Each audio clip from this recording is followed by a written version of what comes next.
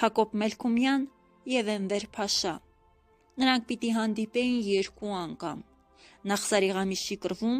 և Էնվերը պիտի ճողոպրեր, ընդ որում նրան պիտի փրկեին թուրքական բանակում ծառայող հայ զինվորները։ Իսկ ահա երկրորդ հանդիպումը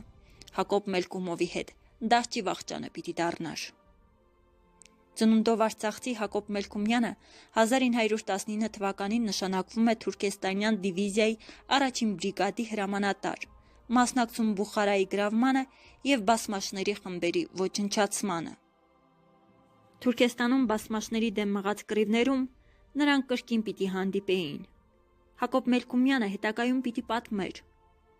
«Բախտն ինձ ժպտաց, մի անգամ ևս հնարավորություն տվեց ուղղել Էնվերին ոչնչացնելու հարցում թույլ տված ճակատագրական սխալս»։ Հետախուզությամբ նրա տեղը պարզվում է,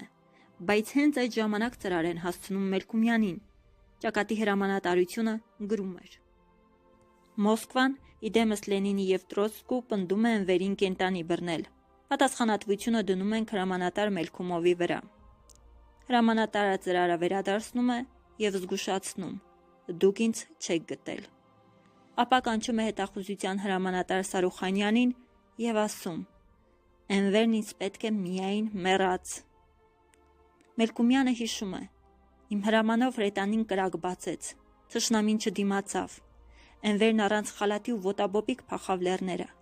Չես փախչի, այրունարբու, քո խղճին իմ ժողովրդի այրունն է, երդվեցի ես»։ Մենք սպանեցինք ոչ թե իսլամի բանակների գլխավոր հրամանատարին, այլ պարզապես դահիճ Էնվերին։